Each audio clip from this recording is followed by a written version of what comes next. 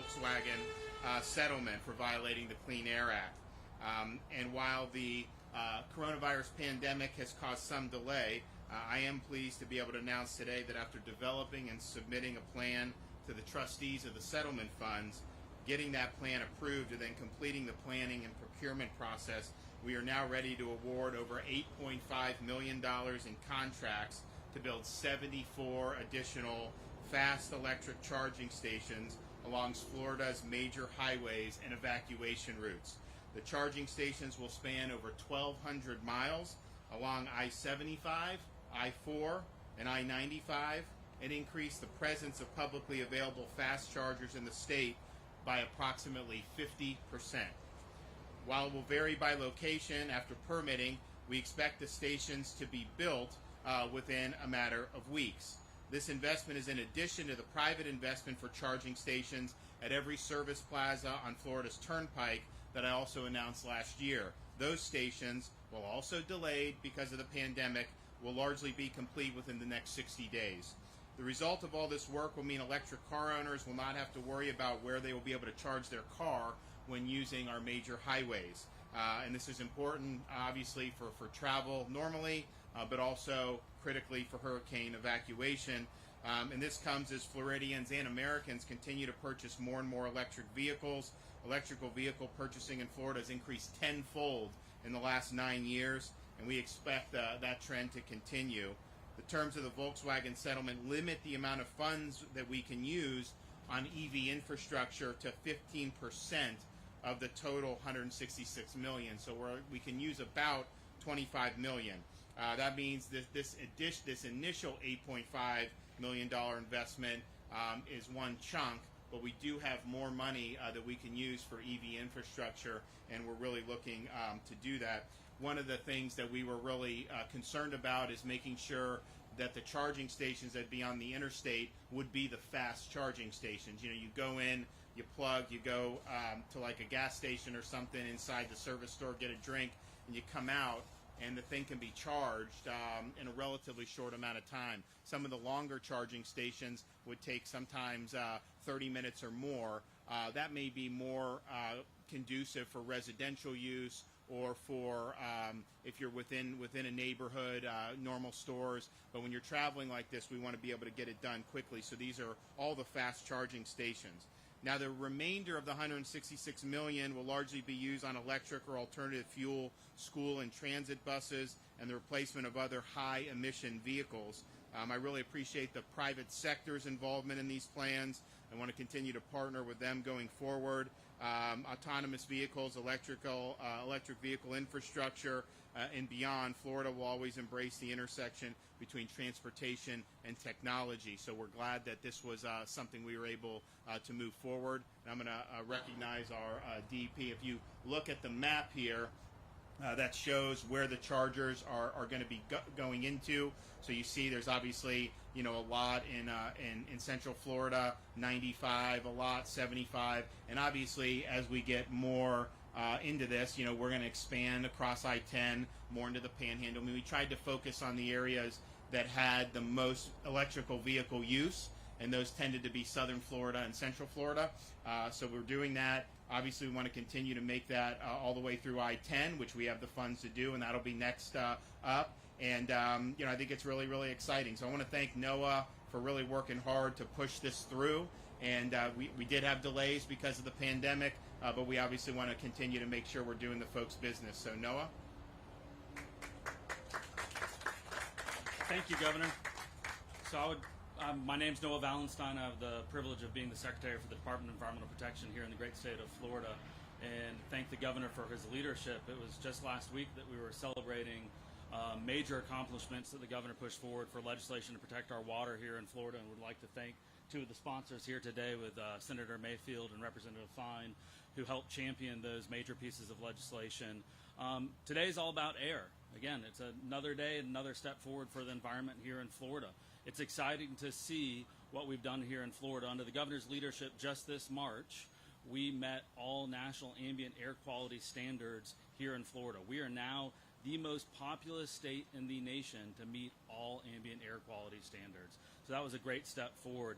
Since 2000, we've actually seen a 78% drop in industrial emissions. And so really the next step about clean air here in Florida, to continue our trend of having the cleanest air on record, is putting in electrical vehicle charging stations throughout Florida, making sure we have a robust enough network that we can really take advantage of that, and then have that also play into clean air here in Florida.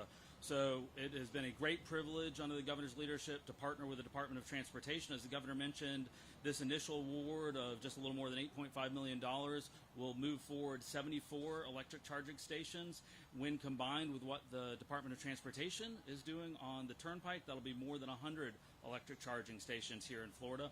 We look forward to this current budget year that just started July 1. The governor's leadership, and thanks to the legislative support, we've got a record funding now for budget authorization for VW settlement. So we're looking at $67 million this year to quickly move forward with the rest, because as the governor certainly hinted at, money doesn't do anyone any good sitting in a trust account. It needs to be out, being put to use in our economy, and making sure that we actually have electric charging stations to get going, and we are very excited to see that as a department. So Governor, thank you. And these, I mean, like these Teslas, I've got a chance to ride in a couple of them. Really, really phenomenal vehicles. I got a number of updates about actions we're doing to combat COVID-19. We're in very close contact with all the major healthcare providers, particularly the hospitals. One of the good things about what they're doing now compared to where they were in March is we do have availability of some therapeutics, most notably Remdesivir, which was an emergency approval. I think that was within the last couple months. HHS had sent Remdesivir to the Florida Department of Health. We distributed that to the hospitals. Hospitals believe, most of the physicians I talked to believe that it has been helpful. So they're using it. They like it. They were scheduled to get another shipment, but no longer through the state. They were going to go straight to the hospitals. The problem is the timing of that was not good. Some of them were running low. So I went and spoke, requested through the Vice President, through Secretary Azar, that we get accelerated Remdesivir to be brought down to the state of Florida. And I'm happy to report that on Saturday, our hospitals will be receiving additional Remdesivir. So we've got 427 additional cases coming. That's 17,080 additional vials of Remdesivir. So that'll be something that hopefully will help to improve patient outcomes, particularly when the patient comes in early. I think with all this stuff, it's found that once a patient progresses, if they're at the stage of like mechanical ventilation, a Remdesivir is probably not going to be able to do much at that time. But if they come in immediately, early on in the onset of symptoms, this Remdesivir, the physicians I've spoken to have been very favorable with it. So we're working hard to do that. We're glad that we're able to accelerate that. That's really going to make a difference for a lot of patients. Of course, another, this is actually a positive update. The long-term care facilities obviously is ground zero when you're talking about COVID-19. We've had more fatalities over the age of 85 than we've had under the age of 65 in the state of Florida. Nationwide, I think at least 50%, if you counted it honestly, of the COVID-related fatalities have been residents of long-term care facilities. So that's been probably the tip of our spear in terms of protective efforts. We had tested the residents and the staff April, May, the beginning of June.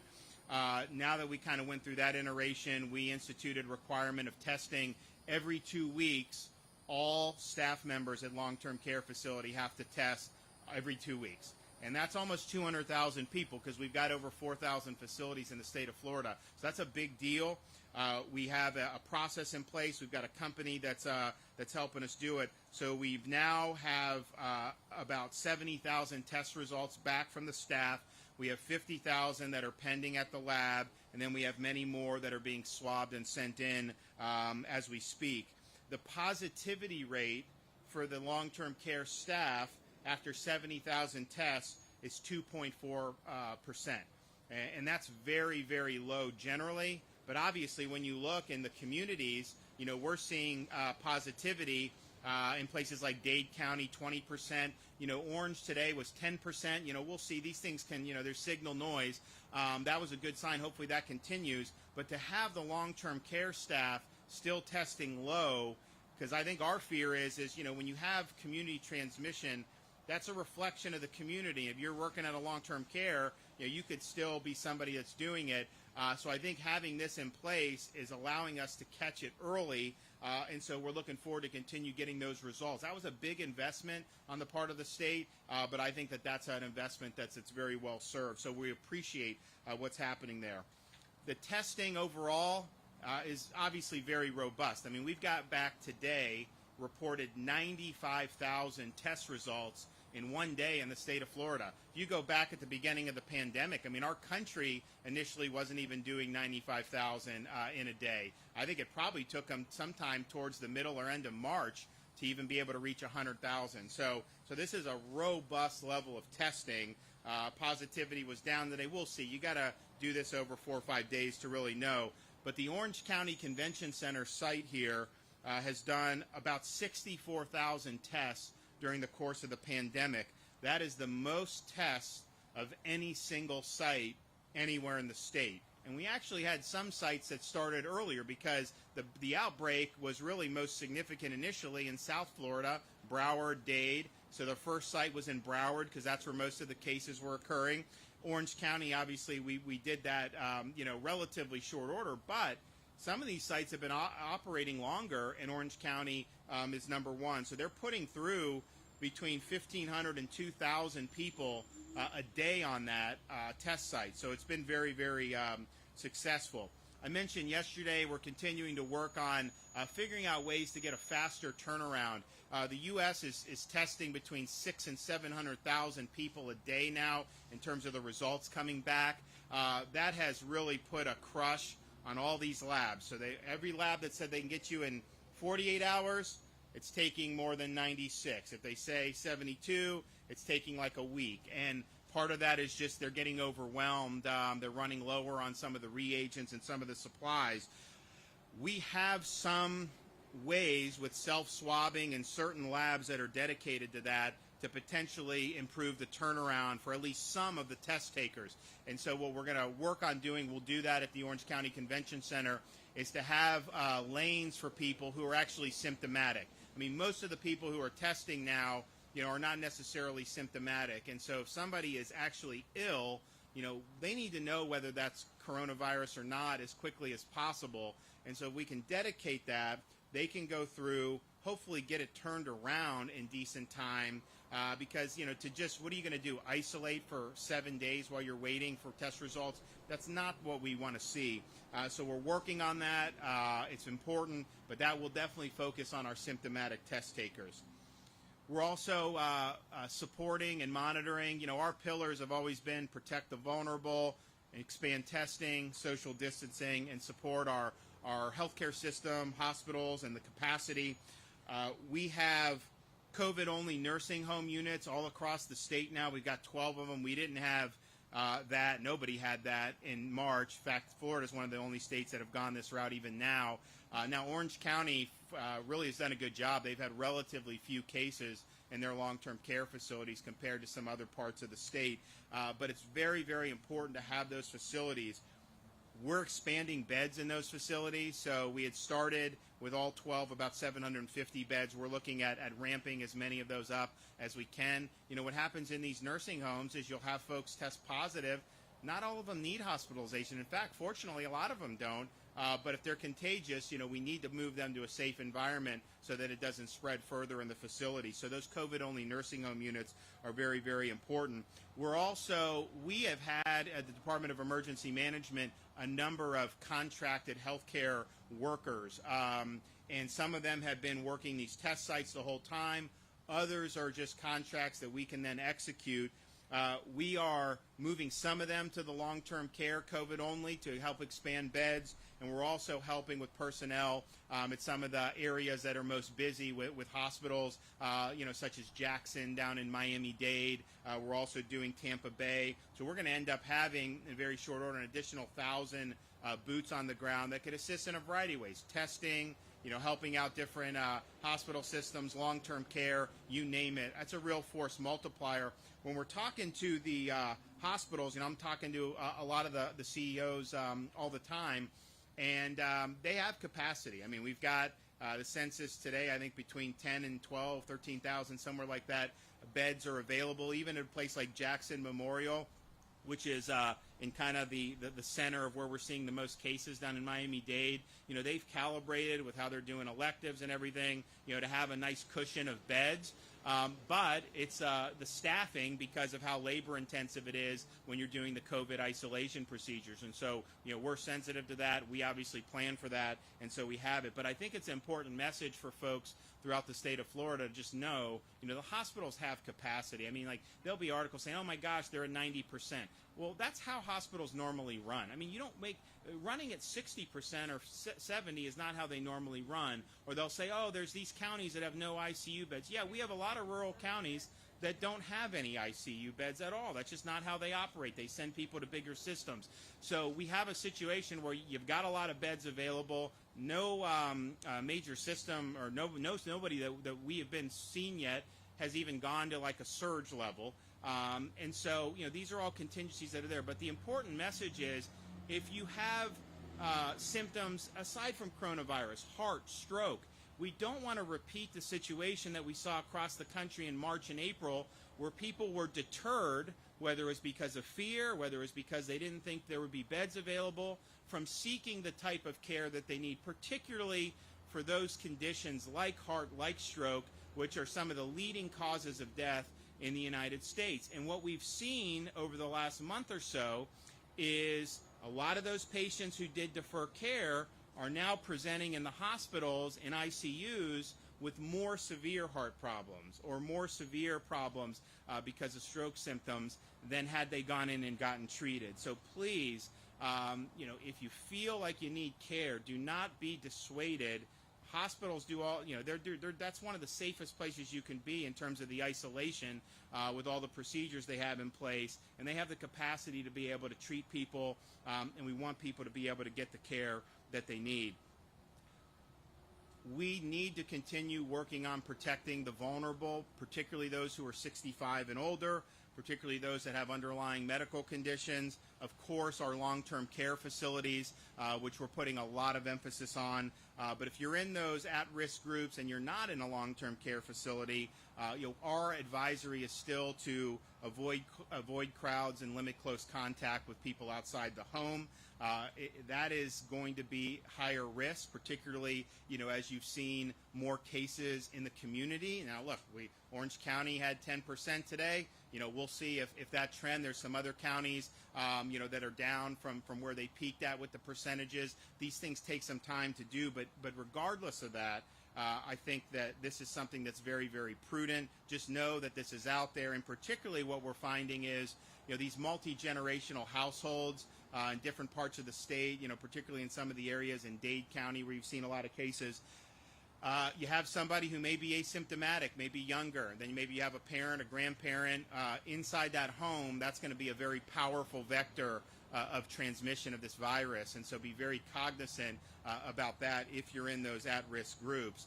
For the folks who may not be as at risk, our message is to avoid the 3 C's, closed, poorly ventilated spaces. And here in Florida, as you see, we're out here. I'm sweating. Most of you are probably sweating a little bit. It's hot. I get it. People want to be in the AC. But if you're having friends over, if you're having a party or doing something and you are in an enclosed environment, there is going to be increased risk of transmission in that vis-a-vis outdoor environment with sunshine, heat, and humidity. I think that's abundantly clear where we've seen cases come from. And you're seeing it over and over again. If somebody ends up at the ED, what have you been doing? Friends, family, either get in a home or be with friends. That's pretty much, what we're seeing overwhelming. Not entirely, obviously there's different other ways, but that's overwhelming what we're seeing. So those closed, poorly ventilated spaces increase risk. Big crowds, obviously, increase risk. And then a lot of close, sustained contact.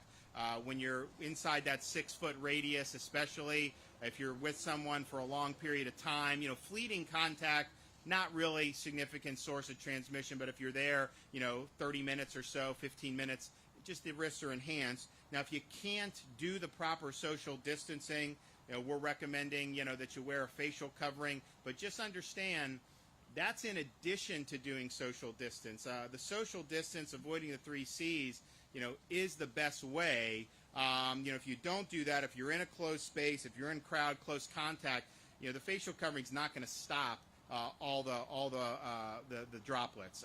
It could reduce, but that physical distance really is significant as well. So it's a complement, but not a substitute. And I think if folks, are doing those basic things, we're going to continue to be able to hopefully see, good trends develop. I think Orange County has done a really good job from the beginning.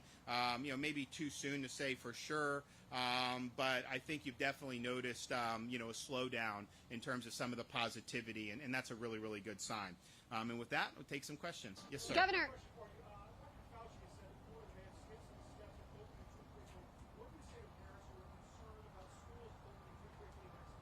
Well, in terms of our reopening, so I sent mine to the task force. I spoke specifically with Dr. Birx. And if you look at, we did phase 1 at the beginning of May. Our best test results were May and the first 2 weeks of June. We were 5% or under that whole time. This is a virus that has a 5-day incubation period. So it wouldn't take 6 weeks before you started seeing something if that were the cause. And so there were no steps. We had very, very low prevalence, and particularly in the 64 counties outside of southern Florida, and we did put southern Florida on a different pathway. So I think there was really no justification to not move forward because of the low, and that continued all through May, continued in the early part of June, and then we've now seen more cases in transmission at the exact same time that the rest of the Sun Belt is. Los Angeles didn't exactly open very soon there. They're seeing it. Texas, Georgia, Arizona, South Carolina. So this is something that we're dealing with. We're in a better position to deal with it. In terms of the schools, my view is let's look at what the accumulated data has shown us about, how coronavirus affects different groups. And I don't think there's anybody who can make an argument that this is especially risky for kids for whatever reason. If you look at the H1N1, that was definitely more risky for kids than the COVID-19, and yet we didn't do. So my view is parents should have the ability to make the decisions they want, and if they want to do the online stuff, that's fine. But just understand the costs of not giving kids an option to be able to have in-person instruction is enormous. And I get there's a lot of views in the community. What I would hope is it should not be a political issue. It should be based on the facts. And if we see that this is very low risk, and we see, I think overwhelmingly in every study, that the school kids are not vectors of transmission, well then we have to accept that and then figure out, how you fashion policy around it. But the places that have done this in other parts of the world, have not seen major problems. Look, you can always have an outbreak. We've said that from the beginning, and you do what you can to put it out. But in terms of the risk level to school kids is very low. The cost of not at least giving them the opportunity, if their parents want to do it, I think is very, very high. And so it doesn't mean that you don't do things to create safe environments. And I certainly would recommend that folks, if you have school-age children that have real serious medical conditions, they obviously need to be protected and treated accordingly. And the same thing with people who may work in these things. But the cost of what we've already seen with the academic lag has been really, really significant. And this is from a state that has put more into online learning than probably any state in the country. We're proud of it. A lot of states copied us. We think we did a good job mitigating some of it, but there's no way that you can actually substitute that. And then I also worry about kids just not being able to have the normal type of interactions that we're used to. There's social costs to that. Obviously activities that many of our kids like to participate in. I mean, I'd be really concerned about not letting our athletes compete. Look, kids, particularly in high school, That's one of the things that keeps them going in a good direction, because they have the ability, they have mentorships by coaches, they're working hard, they're learning discipline. So there's a whole host of factors. So let's just follow the data and the actual science. Let's take the politics out of it. Let's take the some of the emotion out of it. I mean, I've said before, my kids are 3, 2, and a newborn, so they're just too young to be in school now. But if they were 7, 6, and 5, I'd have no problem. I view it as incredibly low risk. As somebody who reviews this data for hours every day, I would be totally comfortable with that, and I would be concerned at what they would be losing without that. So it's a really significant thing. It also, though, doesn't mean that every single school district in every part of the state is going to approach it the same way, and there's nothing wrong with that. We have a diverse state. There's going to be some places here, they're going to be full throttle, we know that, and then there's others that are going to be a little bit more cautious. That's fine too, but I think the goal needs to be, let's do what's best for the kids and let's make it happen. Governor, tens of thousands of Floridians are unemployed. They can't afford a Tesla, let alone rent next month. What would you say to them about this major announcement? Well, that's a separate issue from this announcement. I mean, this is an announcement about infrastructure, about modernizing, Florida's transportation system. But in terms of people that are unemployed, we had a nice increase in May. People didn't think that was going to happen. We don't know specifically for Florida yet for June, but the country's numbers were good, so we anticipate seeing that. Hopefully some good numbers for Florida there too. We are going to put people back to work. I mean, we've got to have society function. We know a lot about this virus. We know the at-risk groups. We know some of the things that can be done to be effective. But we've got to give people that ability to get back to work, to be able to provide food for their families. Now, we've have paid out over $9.5 billion in the various types of unemployment benefits, which is like way more than this state has ever done, even over the last, I think, 5 years combined. That's not obviously something that most people want to work, but that was something that has been put a lot of effort into because we had a lot of problems. But we want to put people back to work. And yes, look, I can't afford a Tesla either. I mean, but it's something that as these things become more affordable, more widely available, having that infrastructure there, I think will be really, really positive.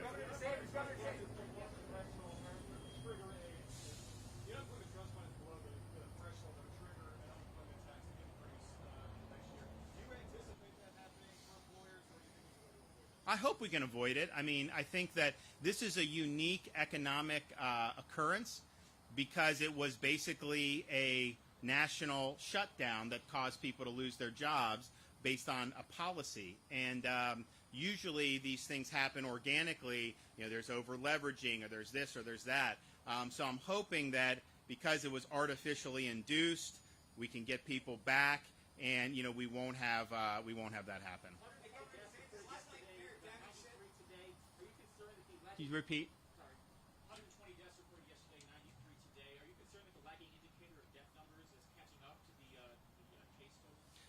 Well, we obviously are working hard to to minimize the morbidity and mortality associated with this virus. I mean, if you look at what we've done with our long-term care facilities, I think had we not done what we've done, you would have thousands of more fatalities in our long-term care facilities. Certainly, if we would have put the contagious patients back in there, it would have just been a disaster like you've seen in some of these other states. So, yes, we want to reduce as much as possible. Now, when the deaths are reported, just understand this stuff, some of these go back to April, May, and so it's not that it happened the day before.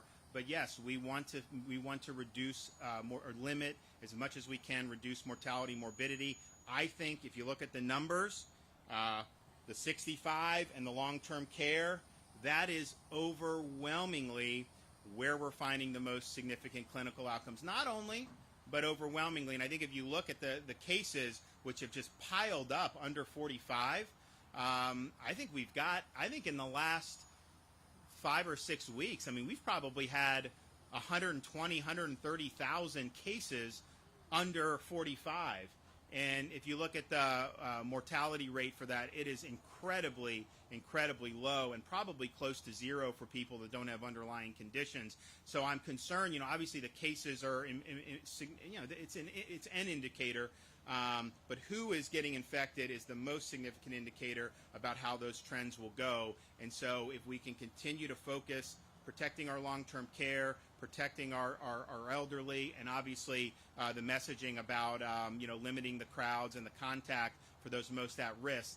That is going to make a very, very big difference. So I really, though, appreciate what people have been doing across the state. I mean, if you look at the folks who've been working in our hospitals, they were on alert March, April. Obviously, we had, kind of a ripple come through, and then we were very quiet, relatively quiet in May and the beginning of June. Now we've seen it pick up. So folks are working really, really hard, and the state of Florida very much appreciates everything everyone's doing, both in the healthcare field, also our Florida National Guard. I mean, they've been on this since the middle of March, and they've been deployed. They're doing all our testing sites. They've gone and tested the nursing homes. I mean, they've just done a bang-up job, and it's been, when you have a flatter curve, which Florida has. I mean, if you look at kind of Northeast, they went boom. Florida, Texas, I mean, we're just much flatter.